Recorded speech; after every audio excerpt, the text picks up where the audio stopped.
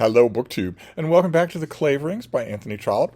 We're going to try and get through this chapter without quite as many Frida antics as we had last time. This is Chapter 8, The House on Onslow Crescent. And it takes place directly after the chapter that we read where Harry has met Julia Brabazon, where it's not just that he's touched her hand at a train station and barely seen her face through a widow's weeds. They've sat down and chatted.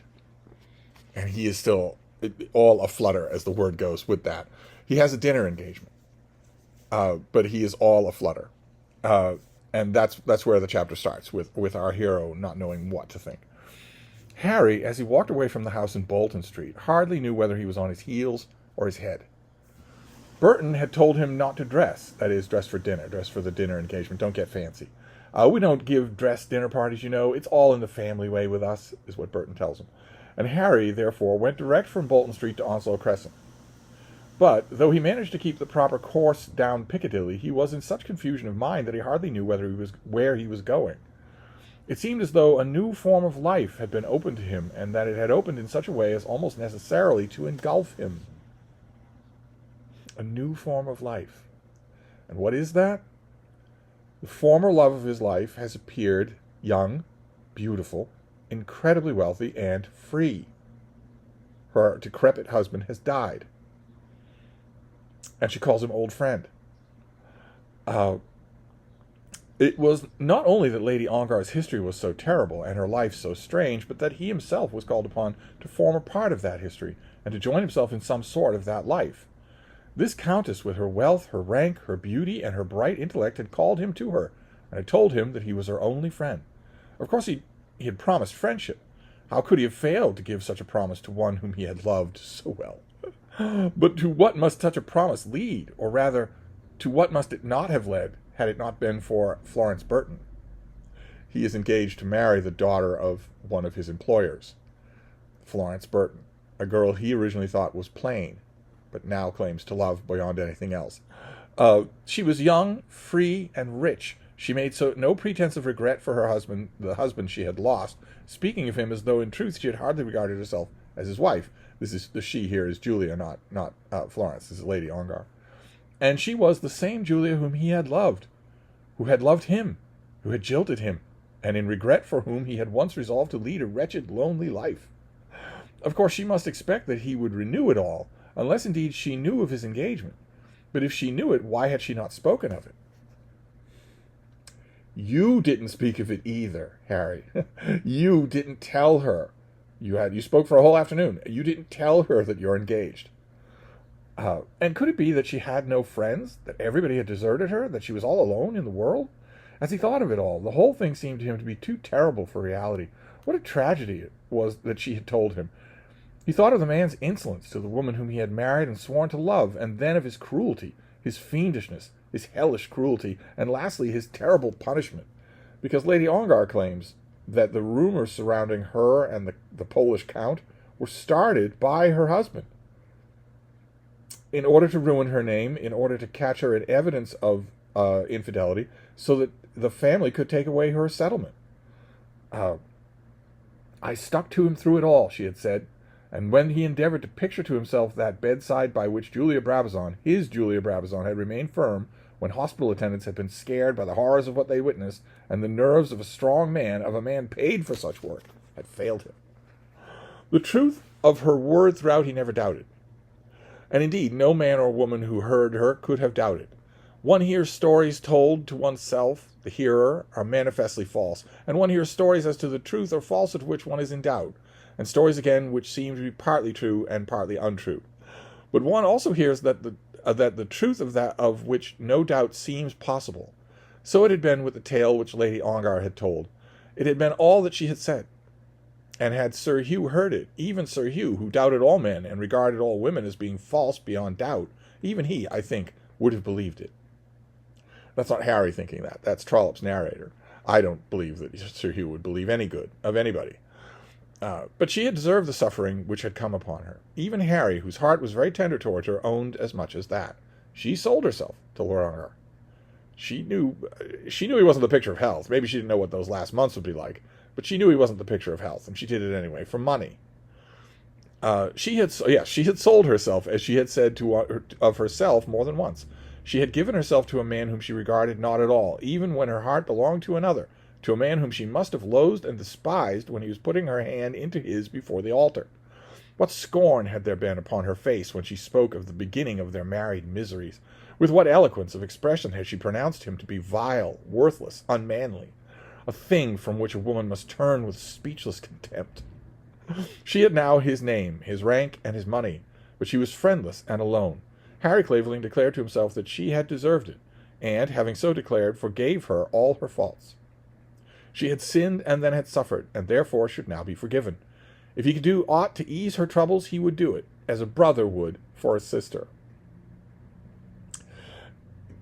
It's possible, depends on what you think, it's possible that Sir Hugh is as good as his word. We haven't actually seen him lie. He's not a pleasant person. But he told his wife that if she would just sit quiet in Italy and let the scandal die down, then in a year she can come and live in my house, and I will take her part. I will do what I can for her, but not if she hurries home right away with scandal dogging her ankles. Maybe he meant it. But it would be well that she should know of his engagement. Well, yeah, Harry, you could tell her that you're engaged. Then he thought of the whole interview and felt sure that she must know it. At any rate, he told himself that he was sure. She could hardly have spoken to him as she had done unless she had known. When last they had been together, sauntering around the gardens at Clavering, he had rebuked her for her treachery to him. Now she came to him almost open-armed, free, full of her cares, swearing to him that he was her only friend. All this could mean but one thing, unless she knew that that one thing was barred by his altered position. But it gratified him to think that she had chosen him for the repository of her tale, that she had told her terrible history to him. I fear that some small part of this gratification was owing to her rank and wealth. I'd love to know what you're thinking of that. Trollope has not been explicit until now, and this hint could be a lot more explicit. Is Harry thinking of that 60,000 a year? Is he thinking of Ongar Park? Because Ongar Park, we've told, is hers for life, along with the money, the huge amount of money to upkeep it. And we're going to see Ongar Park. It's a lovely property, so that's hers for life. But if she marries and has an heir, a male heir, anyway, to the one friend of the widowed countess, young, rich, and beautiful, to be that one friend was something much out of the common way. And remember, we've been told about Harry that he likes to think of himself as someone who is out of the common way. Such confidence lifted him far above the Wallachers of the world. That he was pleased to be so trusted by one so beautiful was, I think, no disgrace to him, although I bear in mind his condition as a man engaged. He is not in a position to do what he's doing, according to the morals of the time. It might be dangerous, but that danger, in such a case, it would be his duty to overcome. But in order that it might be overcome, it would certainly be well that she should know his position. I fear he speculated as he went along as to what might be his condition in the world had he never seen Florence Burton. The irony here is that Florence is a wonderful, good-hearted girl, and if she knew that Julia, Lady Ongar, was all alone in the world and had no friend, and wanted to rely on talking with Harry, maybe having him help her with things like rooms or such, you know that Florence Burton would instantly agree. Anyway, first he asked himself whether under any circumstances he would have wished to marry a widow, and especially a widow by whom he had already been jilted. Yes, he thought he could have forgiven her even that if his own heart had not changed. But he did not forget to tell himself again how lucky it was for him that his heart had changed. What countess in the world, let her have whatever park she might, and any imaginable amount of thousands a year, could be so sweet, so nice, so good, so fitting for him as his own Florence Burton? Then he endeavored to reflect what happened when a commoner married the widow of a peer. She was still called, he believed, by her old title, unless she should choose to abandon it. Any such arrangement was now out of the question, but he thought that he would prefer that she should have been called Mrs. Clavering, if such a state of things had come about. I do not know that he pictured himself any necessity, either on her part or his, of abandoning anything else that came to her from her late husband. He's thinking, at the same moment, in the same head, he's thinking how lucky he is that he is engaged to Florence Burton, and what would I be called if I were her husband, the husband of a countess? Well, how would I be a count? At 6:30, the time named by Theodore Burton, he found himself at the door of Onslow Crescent, and was at once shown up into the drawing-room. He knew that Mr. Burton had a family, and he had pictured himself an untidy, ugly house with an untidy, motherly woman going about with a baby in her arms. Such would naturally be the home of a man who dusted his shoes with his pocket handkerchief. Harry can't let go of that detail. But to his surprise, he found himself in a drawing room as he remembered to have seen, and seated on a sofa was almost as pretty as a woman as he remembered. She was tall and slight, with large brown eyes and well-defined eyebrows and an oval face and the sweetest, kindest mouth that ever graced a woman. Her dark brown hair was quite plain, having been brushed simply smooth across the forehead and then collected into a knot behind.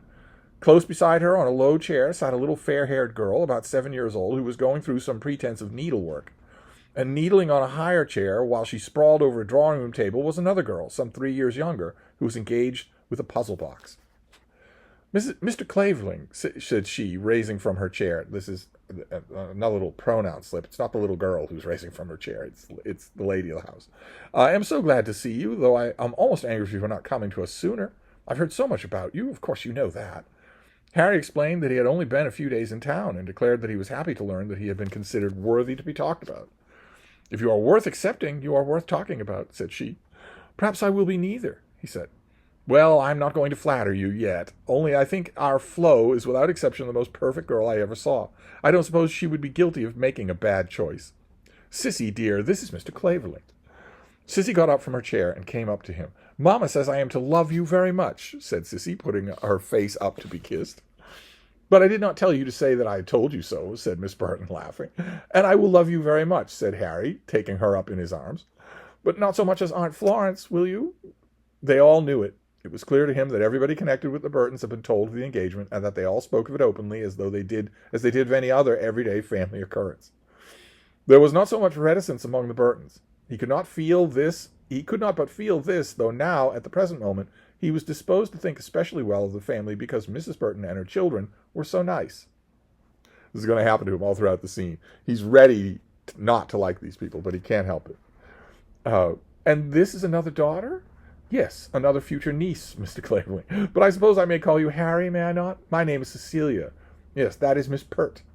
I am not Miss Pert, said the little round ball of girl in the chair. I'm Sophie Burton. Oh, you mustn't tittle. Harry found himself quite at home in 10 minutes, and before Mr. Burton had returned, had taken upstairs into the nursery to see Theodore Burton Jr. in his cradle. Theodore Burton Jr. being as yet only some few months old. Now you've seen us all, said Mrs. Burton, and we'll go downstairs and wait for my husband. I must let you into a secret, too. We don't dine till past 7. You may as well remember that for the future. But I wanted to have you half an hour to myself before dinner so that I might look at you and make up my mind about Flo's choice. I hope you won't be angry with me. So there's a little baby. There's a little heir to the Burton name here up in the cradle. And it's a happy scene, but still, we're going to see a parallel little baby. A couple of them in this novel. And they're not all happy. And how have you made up your mind? Asked Harry. If you want to find that out, you must get it through Florence. You must be quite sure that I shall tell her, and I suppose I may be quite sure she will tell you. Does she tell you everything? I tell her everything, said Harry, feeling himself, however, to be a little conscience smitten at the moment, as he remembered his interview with Lady Ongar, because you don't tell her everything. Things had occurred this very day, which he certainly could not tell her. This is a thread with Harry, isn't it? Always finding himself keeping secrets from people, without really wanting to. Always do that, said Mrs. Burton, laying her hand affectionately on his arm. There is no way so certain to bind a woman to you, heart and soul, as to show her that you trust her in everything. Theodore tells me everything. I don't think there's a drain planned under a railway bank that he doesn't show it to me in some way, and I feel so grateful for it. It makes me know that I can never do enough for him. I hope you'll be as good to Flo as he is to me. We can't both be perfect, you know. Ah, well, of course you'll laugh at me. Theodore always laughs at me when I get on what he calls my high horse. I wonder whether you are as sensible as he is. Harry reflected, in his heart, that he never wore cotton gloves. He won't say that out loud. I don't think I am very sensible, he said. I do a great many foolish things, and the worst is I like them. So do I. I like many foolish things. Oh, Mamma, said Sissy. I shall have that quoted against me now for the next 6 months whenever I am preaching wisdom in the nursery. But Florence is nearly as sensible as her brother. Much more so than I am. All the Burtons are full up to their eyes with good sense. And what good is it? What a good thing it is. Who ever heard of any of them coming to sorrow? Whatever they have to live on, they always have enough. Did you ever know a woman who has done better with her children, or has known how to do better than Theodore's mother? She is the dearest old woman. Harry had heard her called a very clever old woman by certain persons in Stratton, and could not but think that her matrimonial success, as her praises were thus sung by her daughter-in-law. Because the old Burtons, old Mr. Burton and old Mrs. Burton, have certainly succeeded. Mrs. Bennet, from Pride and Prejudice, would be green with envy. Mrs. Burton has succeeded in marrying off well all of her brood of daughters. They went on talking while Sophie sat in Harry's lap, till there was heard the sound of a key in the latch at the front door, and the master of the house was known to be there. "It's Theodore," said his wife, jumping up and going out to meet him. "I'm so glad that you've been here a little before him, because now I feel I know you. When he's here, I shan't get in a word." Then she went down to her husband, and Harry was left to speculate how very charming a woman could ever have been brought to love a man who cleaned his boots with his pocket handkerchief. There might be more to him than that, Harry. Just stop thinking about it. There were soon steps upon the stairs, and Burton returned, bringing with him another man whom he introduced to Harry as Mr. Jones. "I didn't know my brother was coming," said Mrs. Burton, "but it will be very pleasant, as of course I shall want you to know him." Harry became a little perplexed. How far might these family ramifications supposed to go? Mr. Jones, I guess, is the brother of Mrs. Burton. Would he be welcomed as one of the household at the hearth of Mrs. Jones? And if of Mrs. Jones, then of Mrs. Jones's brother? His mental inquiries, however, in this direction were soon ended by finding that Mr. Jones was a bachelor. Jones, it appeared, was an editor, or sub-editor, or co-editor of some influential daily newspaper. "He is a night-bird, Harry," said Mrs. Burton. She had fallen into the way of calling him Harry at once, but he could not on that account bring himself to call her Cecilia. He might have done so had not her husband been present, but he was ashamed to do it before him. "He is a night-bird, Harry," said she, speaking of her brother, "and flies away at 9 o'clock that he may go and hoot like an owl in some dark city haunt that he has. Then, when he is himself asleep at breakfast-time, his hootings are being heard round the town." Because he's minding the issue for the paper. Harry rather liked the idea of knowing an editor. That makes one of us. Editors were, he thought, influential people, who had the world very much under their feet, being, as he conceived, afraid of no man, while other men are very much afraid of them. He was glad enough to shake Jones by the hand when he found that Jones was an editor, but Jones, though he had a face and forehead of a clever man, was very quiet and seemed almost submissive to his sister and brother-in-law. The dinner was plain but good, and Harry after a while became happy and satisfied, although he had come to the house with almost something of a resolution to find fault. Men and women also do frequently go about in such a mood, having unconscionably, from some small circumstance, prejudiced their acquaintance, and made up their mind that their acquaintances should be condemned. Influenced in this way, Harry had not intended to pass a pleasant evening, and would have stood aloof and been cold, but had it been possible to him. But he found that it was not possible. After a little while he was friendly and joyous, and the dinner went off very well. There was some wild fowl, and he was agreeably surprised at as he watched the mental anxiety and the gastronomic skill with which Burton went through the process of preparing the gravy, with lemon and pepper, having in the room a little silver pot and an apparatus of fire for the occasion. He would as soon have expected the Archbishop of Canterbury to go through such an operation in the dining-room at Lambeth as the hard-working man of business whom he had known in the chambers at the Adelphi. Mr. Burton likes to make his own gravy on the spot. "Does he always do that, Mrs. Burton?" Harry asked. "Always," said Burton. "And when I can get the materials, one doesn't bother oneself about a cold leg of mutton, you know, which is my usual dinner when we are alone. The children have it hot in the middle of the day." "Such a thing never happened to him yet, Harry," said Mrs. Burton. "Gently with the pepper," said the editor. It was the first word he had spoken for some time. "Be good enough to remember that yourself when you are writing your article tonight." "No, none from me, Theodore," said Mrs. Burton. "Sissy, I have dined so we're getting chatter around the table here. I have dined, really. If I had remembered that you were going to display your cookery, I would have kept some of my energy, but I forgot it." "As a rule," said Burton, "I don't think women recognize any difference in flavors. I think wild duck and hashed mutton would be quite the same to my wife if her eyes were blinded. I should not mind this if it were not that they are generally proud of the deficiency. They think it grand." "Just as men think it grand not to know one tune from another," said his wife. When dinner was over, Burton got up from his seat. "Harry," he said, "do you like good wine?" Harry said that he did. Whatever women might say about wildfowl, men never profess an indifference to good wine. I myself wouldn't know, never having had a drop of good wine in my life. Although there is a theory about the world quite as incorrect as it is general that they have given up drinking it. Indeed, I do, said Harry. Then I'll give you a bottle of port, said Burton, and so saying he left the room. I'm very glad you have come today, said Jones with much gravity. He never gives me any of that when I'm alone with him, and he never by any means brings it out for company. You don't mean to accuse him of drinking it alone, Tom, said his sister, laughing. I don't know when he drinks it, but I only know when he doesn't drink it. The wine was decanted with as much care as he had given to the concoction of the gravy, and the clearness of the dark liquid was scrutinized with an eye that was full of anxious care. Now, Sissy, what do you think of that?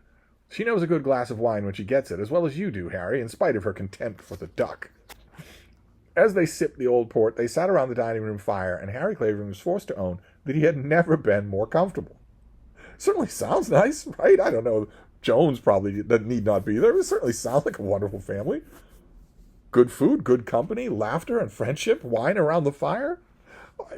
Said Burton, stretching out his slippered feet. Why can't it be all be after dinner instead of that weary room at the Adelphi?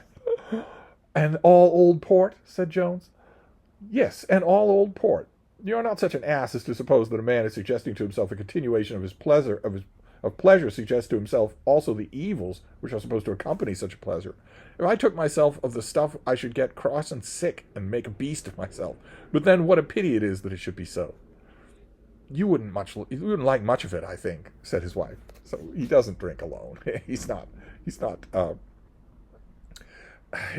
being teased by the editor. I wonder why. This is it, said he. We are driven to work because work never palls on us, whereas pleasure always does. What a wonderful scheme it is when one looks at it all. No man can follow pleasure long continually. When a man strives to do so, he turns his pleasure at once into business and works at that. Come, Harry, we mustn't have another bottle, as Jones would go to sleep among the type. Jones has to leave. He has to go to work. Then they all went upstairs together. Harry, before he went away, was taken again up to the nursery and there kissed the two little girls in their cots. When he was outside the nursery door, on top of the stairs, Mrs. Burton took him by the hand. You'll come to us often, said she, and make yourself at home here, will you not? Harry could not but say that he would. Indeed, he did so without hesitation, almost with eagerness, for he had liked her and had liked her house. We think of you, you know, she continued, quite as one of ourselves. How could it be otherwise when Flo is the dearer to us all beyond compare? It makes me so happy to hear you say so, he said. Then come here and talk about her. I want Theodore to feel that you are his brother. It will be so important to you in the business that it should be so. After that he went away, and as he walked back along Piccadilly and then up through the regions of St. Giles to his home in Bloomsbury Square, he satisfied himself that life in Onslow Crescent was a better manner of life than that which was likely to prevail in Bolton Street. He can't stop thinking about her. When he was gone, his character was, of course, discussed between the husband and wife at Onslow Crescent. What do you think of him? Said the husband. I like him so much. He's so much nicer than you told me, so much pleasanter and easier, and I have no doubt that he is as clever, though I don't think he shows it at once. He's clever enough, there's no doubt of that. And did you not like him? Did you not think him pleasant? Yes, he was pleasant here. He is one of those men who gets on best with women. You'll make much more of him for a while than I shall. He'll gossip with you and sit idling with you for an hour together if you'll let him. There's nothing wrong about him, and he'd like nothing better than that. You don't believe that he's idle by disposition? Think of all that he's done already. That's just what is most against him. You might do very well with us. He might do very well with us if he had not got that confounded fellowship. But having got that, he thinks the hard work of life is pretty well over with him. Might be a little accurate. It's a little early to say it, though. I don't suppose he can be as foolish as that, Theodore. I know well what such men are, and I know the evil that is done to them by the cramming they endure. They learn many names of things, high-sounding names, and they come to understand a great deal about words. It is a knowledge that requires no experience and very little real thought, but it demands much memory. And when they have loaded themselves in that way, they think that they are instructed in all things. After all, what can they do that is of real use to mankind? What can they create? I suppose they are of use. I don't know it. A man will tell you, or will pretend to tell you, for the chances are 10 to 1 that he is wrong, what sort of lingo was spoken in some particular island or province 600 years before Christ. What good will that do anyone, even if he were right? And then we see the effect upon the men themselves. At 24, a young fellow has achieved some wonderful success and calls himself by some outlandish and conceited name, a double first or something of that kind. Then he thinks he has completed everything and is too vain to learn anything afterwards. The truth is, at 24, no man has done more than acquire the rudiments of his education. The system is bad from beginning to end. All that competition makes false, imperfect growth. Come, I'll go to bed. What would Harry have said if he had heard all this from a man who dusted his boots with his handkerchief? Even the narrator can't forget it. With that last peroration of Mr. Burton, is he implying that Harry Clavering is a dude bro? So anyway, there is a happy domestic evening at home with the Burton family. And we'll move on from here now that we know we have seen a perfectly happy, perfectly contented family with a baby upstairs. And Harry, the very first thing he thinks about when he leaves them is Bolton Street. And how he was happy there. And surely it's much happier than he would be if he'd spent the time in Bolton Street. So we'll see what happens next. I'll wrap this up for now, and I will see you then. Thank you, BookTube.